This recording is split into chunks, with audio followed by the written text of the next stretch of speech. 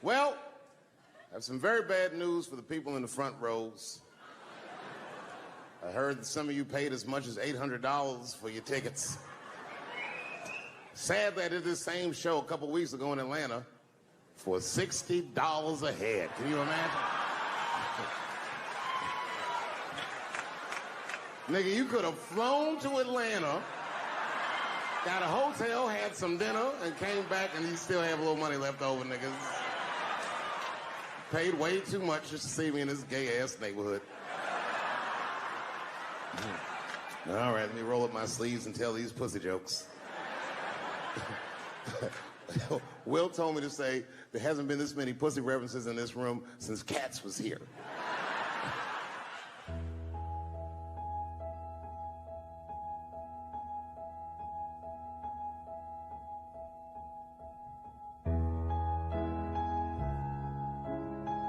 Think back at it, there's probably the only time in my life that I ever thought to myself, I should kill everybody at school. Thank you very much, New York. Good night.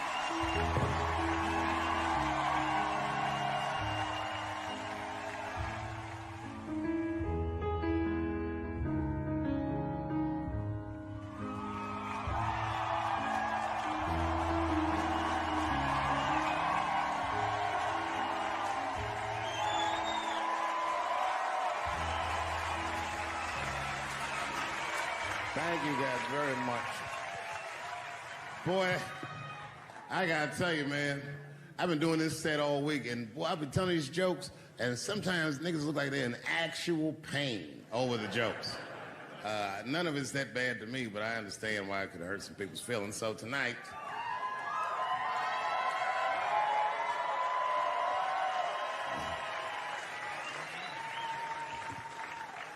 I'm gonna give you an opportunity that I rarely give anybody. I'm gonna let you say whatever it is you need to say to my face, or ask me whatever it is you want to know. But there are no dumb questions allowed. If you ask a stupid question, you'll be asked to leave.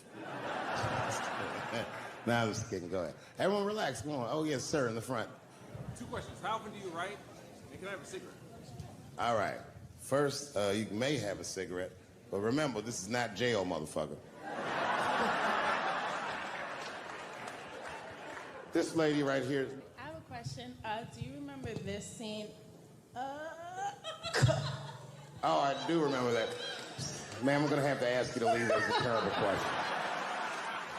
This gentleman in the front with the salmon-colored shirt on. I was wondering if you had any advice for young comedians that you generally give, and... Are you thinking of doing comedy? I've never done it before, but watching you has made me want to try it.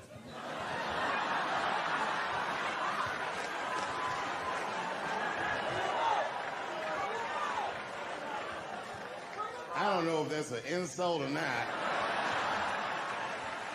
It's a compliment. It's. I mean, niggas don't say I've never done brain surgery, but it looked a lot easier than I thought. I'm teasing. All right, here'd be my advice. Okay, I don't know how comedians start nowadays, right? But what I would suggest is just start.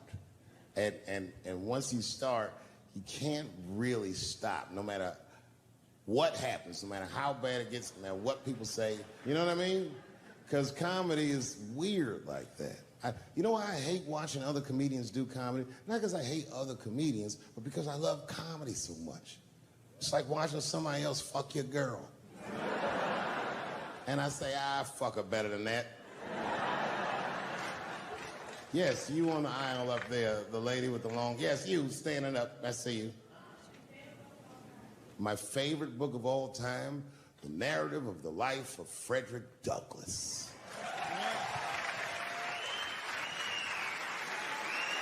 That guy with the baseball hat. Marry, fuck, kill, Michelle, Rihanna, Oprah. Wait, who's Michelle? Oh, Obama. Well, sir, you're putting me in quite a pickle. I can't say I'll fuck Michelle Obama. That's insane. Well, I guess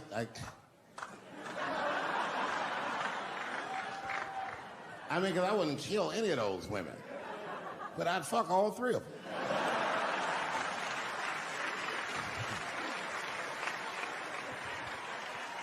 The gentleman in the blue Oxford standing up. Tell us the story with Charlie Murphy. Tell a story about Charlie Murphy? Or your favorite. Boy, there's so many good Charlie Murphys. You know, the thing with Charlie Murphy is he used to just make us laugh all the time. And I used to ask him about all the old Hollywood shit I was curious about. Like when they used to accuse Michael Jackson, I remember asking once, I go, Charlie, do you think Michael Jackson actually did those things? And he said, let me ask you a question, Dave. He said, say it is illegal to fuck women. How long are you staying out of jail? So God bless Charlie Murphy, wherever you are. Charlie, I love you.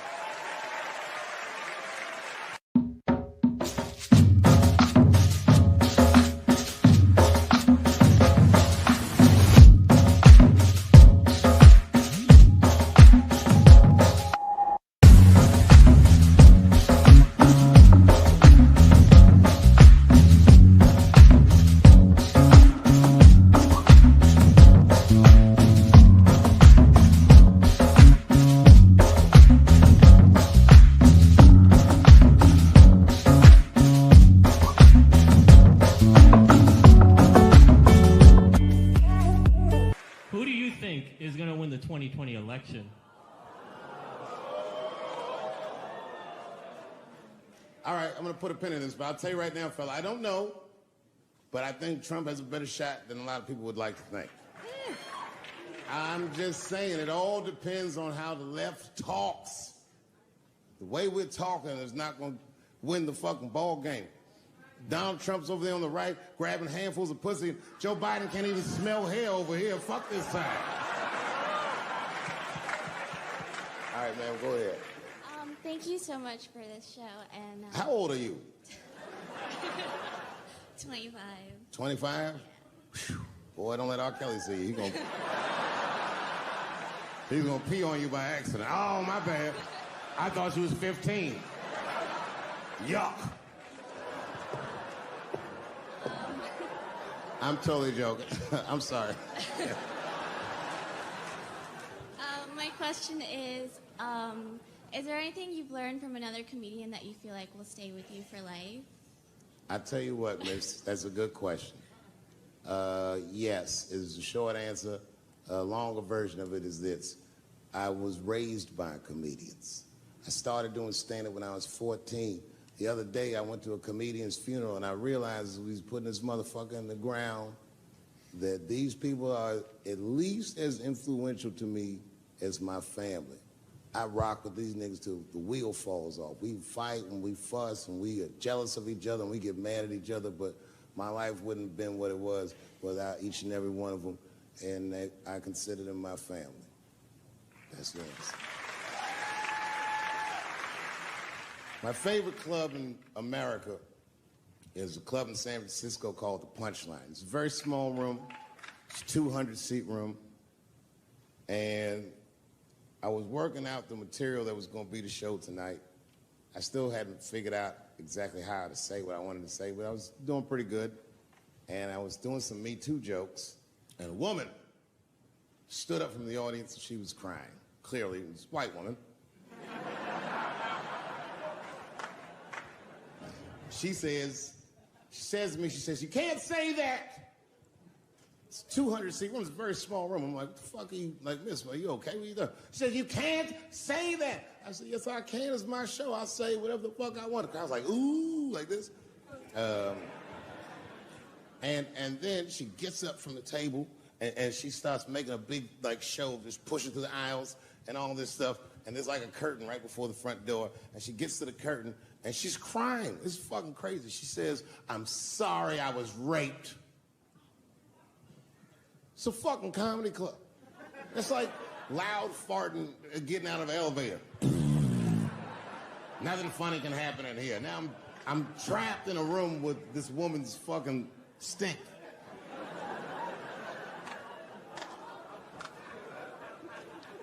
And I say, miss, it is not your fault that you were raped. but it's not mine either. Ta-ta, bitch, like this.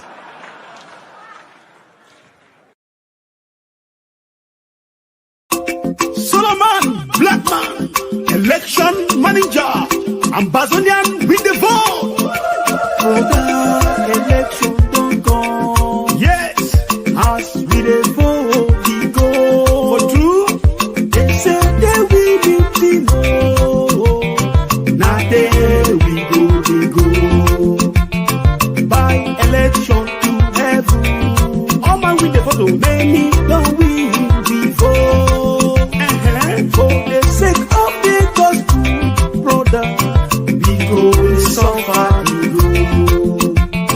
As the election don't come, We must vote. as we dey vote, we go. Oh yes, Brother, when we go to you, now you don't win the vote. Look, you don't lost the vote, Say, I don't win the vote. yes. Now God don't give me the vote, oh, brother. My enemies, they will shame. For true. Look, you don't lost the vote, Yes. Say, I don't win the vote. Now God don't give me the vote, oh, brother. My enemies, they will shame. As the election don't come, We go vote. as we dey vote, we go. Okay. Brother, when we go to you, now you don't win the vote. Now your flag, the fly, the go so. My flag. As to the jubilee, they sing. Ha Now God don't give you the vote, oh, brother. Your enemy, they go shame. Oh yes. I go to pop champagne, we go. Okay. As I dey jubilee, they sing. Now God don't give me the vote, oh, brother. My enemies, they will shame. Look, you don't lost the vote, Yes. Say, I don't win the vote. Now God don't give me the vote, oh, brother. My enemies, they will shame. Look, you don't lost the vote, Say, I don't win the vote. Yes. Now God don't give me the vote, oh, brother. My enemies, they will shame. It's not by weapon of war. Not weapon of war. No, your multitude of soldiers. Not been a plain soldier. By the salvation of God, oh, brother. Now you don't give me the vote. I've been campaigning for so many years, so under the rain and sun. Oh, sweat, brother. Finally, God don't give me the vote. My enemies, they will shame. I go to jubilate the city. Oh, yes. Oh, yes. His praise is to God. It's by the salvation of Thank God. you, Lord. Thank you, Lord. Now you don't give me the vote. Give praise to God, though. Look, you don't lost the vote. Say, I don't win the vote. Yes. Now God don't give me the vote, oh, brother. My enemies, they will shame. Look, you don't lost the vote. Say, I don't win the vote. Yes. Now God don't give me the vote, oh, brother. My enemies, they will shame. Look, you don't lost the vote. Say, I don't win the vote. Yes. Now God don't give me the vote, oh, brother. My enemies, they will shame. Look, you don't lost the vote. Say, I don't win the vote. Yes. Now God don't give me the vote, oh, brother. My enemies, they will shame. High five to the president of Ambazonia. Thank you, Lord. To the generals on the ground floor. High five to them all. Your faithfulness. From north to south, the Amazonian population. I say high five. You have been the vote. I welcome you all, Ambazonia.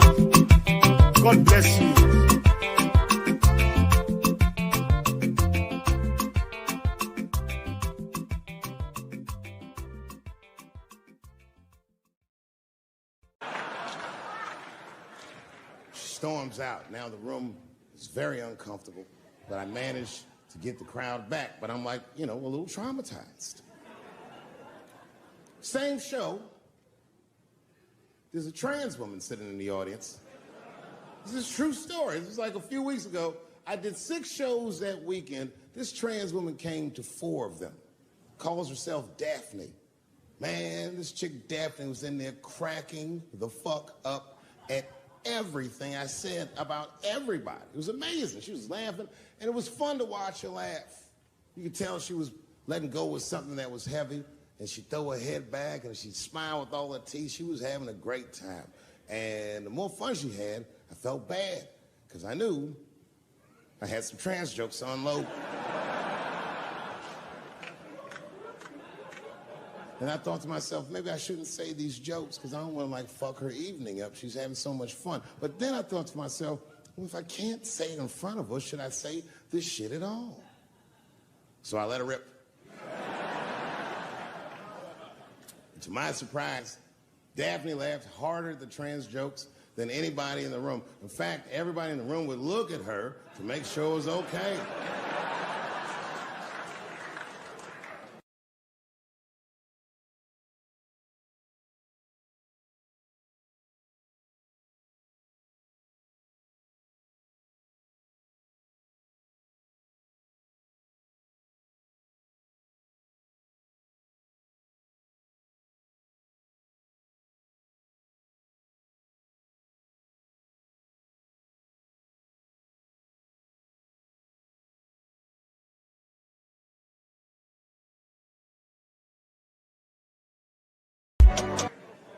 And I got off stage, I was in the dressing room, I was like, man, this is a fucking weird show. I'm sitting in the dressing room by myself just trying to figure out, like, what the fuck just happened out there? Like, why is it that this one woman can't take any of these jokes and Daphne can take all of these jokes? So weird. And then I realized, Daphne used to be a man.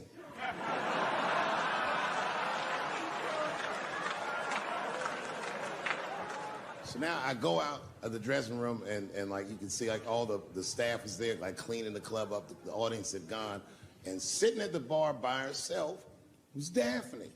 And she's like, hey, Dave, come join me for a drink. And I don't want her to think that I'm transphobic or nothing, so I'm like, fuck, I guess I could have at least a drink. And we get some tequila and we're sitting there. And she was fucking cool. Turns out that Daphne, she wants to be a comedian. She was asking me for advice, and I told her advice and all this shit. And then she says to me, she says, boy, you sure do get a bad rap for your trans jokes. I said, Daphne, thank you, but you don't have to say that. I hope I didn't offend you. She goes, no. She said, in fact, I read about you in the New York Times. I said, you did? She said, yeah. She said, I thought it was interesting that they blamed you for R. Kelly. They said you normalized him for telling jokes about him. I go, yeah, they said that. She goes, I wonder why they never said that you normalized transgenders by telling jokes about us. And I'd never thought about that. It never occurred to me. And we started making out. And then, like, I reached up just to see what it felt like. I was like, what? And it felt like pussy, didn't it? It was just like, go ahead, ask me a question. What the fuck you gonna do if Trump get reelected?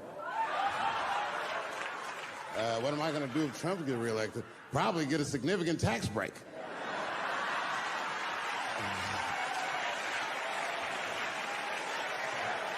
Hey, you wanna know why I don't even talk about Trump in my show?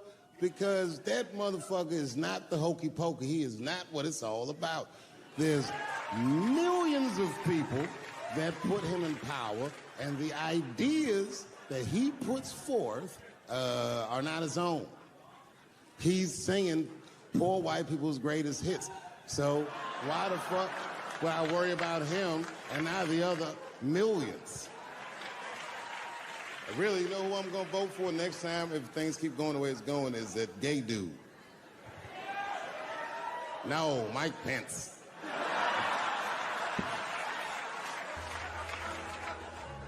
Now, this is the same club, the Punchline. This is 15 years ago, and I had just gotten back from my infamous South Africa trip. And I came to the Punchline just to cheer myself up. It's a safe place where I could tell some jokes. And I find out that this comedian I know, Chris Tucker, who's in all those Rush Hour movies, I find out that Chris is in San Francisco too at some charity event. So I call him, I'm like, yo, I just saw you at some charity event. I said, I'm doing a show at the Punchline. Why don't you come by the club after your event? He's like, cool, Dave. I thought she was dead, nigga. I'll come by.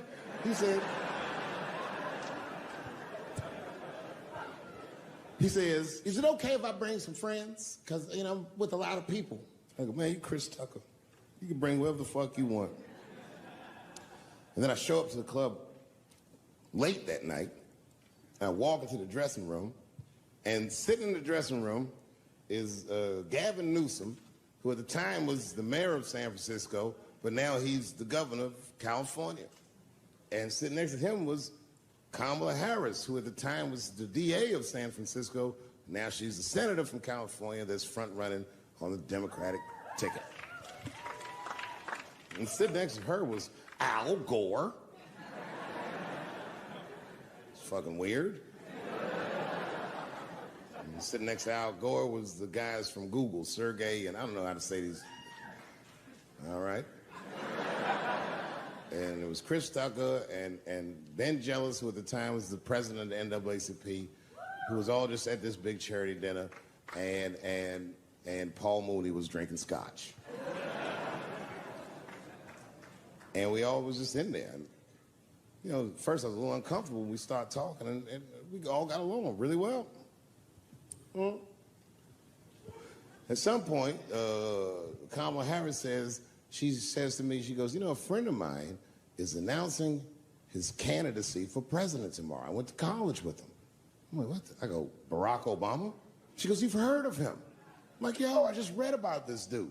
And she goes, yo, yeah, blah, blah, blah, we talking. She goes, you know what? She says, let's call him on the phone. I said, what the fuck? And she picks the phone up and she dials and she's listening like this. And she goes, this is voicemail. And she gives me the phone. She goes, leave him a message. You know, I didn't know what to say. I just said what you say to any black dude that's running for president. You know, stay low, running a zigzag pattern, this kind of shit.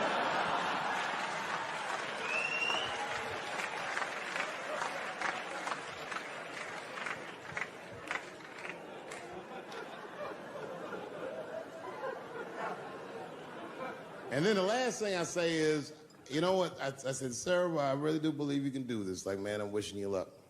Now, next day I wake up and go for coffee at a place called the Embarcadero. It's like an eatery by the sea in San Francisco. And I'm walking to the coffee shop, and there's a police line, and I can't cross the tape.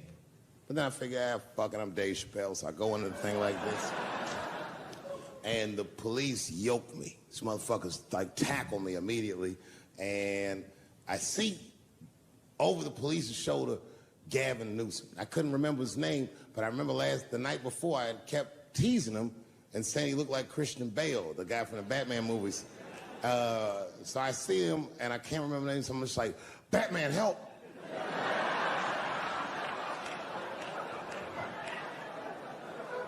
And he stops, he's like, Dave?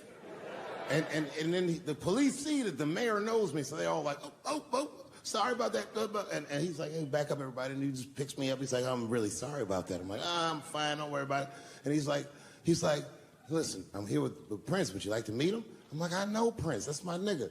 And we go around the corner, and it was Prince Charles, the Prince of England. I didn't know the protocol of meeting royalty. You're not supposed to touch him. I dapped him up like a nigga. My nigga. Just hugging him and shit like this, dapping him up. Like this. And that nigga was cool, too. I was like, it's really fucking weird.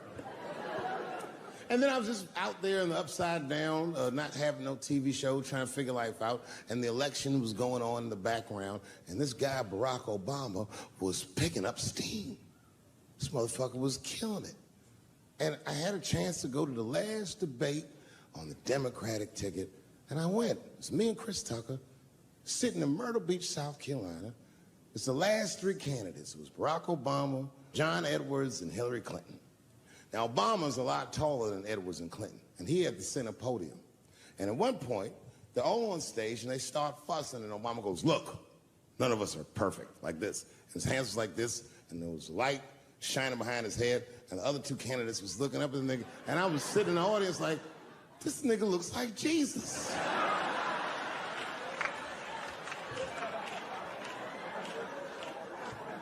And I realized in that moment that I was looking at the next president of the United States. I was certain of it. I couldn't explain it, but I knew what I was seeing.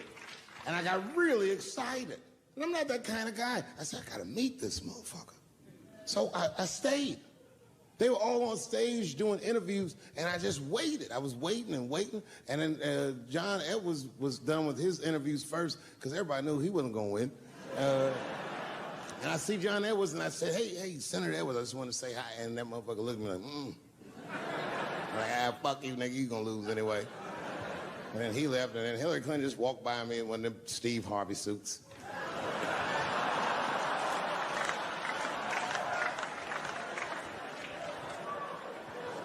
But Obama was taking forever. Everybody wanted to talk to him. When I knew the media saw exactly what I saw, there was no question about it. That was the guy. I waited and I waited, and finally, must have been over an hour and a half, he finishes his last interview. He's like, well, thank you very much. Good talking to you. And he turns around, and we make eye contact. He sees me, and when he sees me, he looks over, he goes, Dave Chappelle. And Obama did me the same way I did Prince Charles. He dapped me out like, And he like bro hugged me, and he pulled me in, and I'll never forget this. He said in my ear, I got your message. Weinstein's probably the first person that I ever looked at a photograph of and was like, yeah, he rapes. Not sure this motherfucker has a choice. Not a handsome man. A lot of meat and extra skin on his face. Yeah, he's ugly. You know the sad part is, he's done so well in life, he probably doesn't know he's ugly. You know, when you're good looking, everybody will tell you, oh, you look wonderful, you're so great looking. But when you're ugly, you gotta figure that shit out for yourself. It's a lot of putting clues together. It really is. Why am I not getting in the club? I got all the right shit on.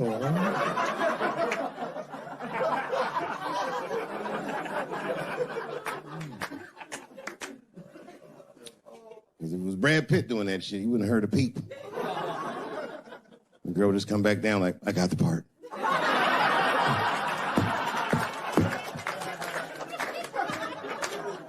Yuck. Yet, it is important that I acknowledge, ladies, you are absolutely right. There you go. They gotta all be mindful of that, guys, because this could happen to any of us. It could happen to me. I can see that. I see myself showing up. Hi, I'm here for my 3 a.m. with Mr. Weinstein.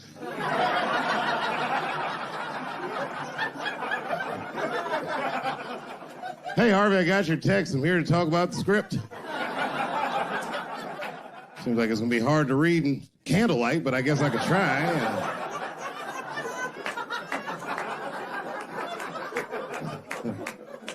Sound like a fucking nightmare. Could you imagine that shit? Could you imagine if he was in a business meeting and a motherfucker pulled their dick out? In the middle of the meeting, I'd be like, Yo, my man, this is the most unprofessional shit I've ever seen in all my days. Just let me finish, Dave Chappelle. I'll put you in all 3 Lord of the Rings.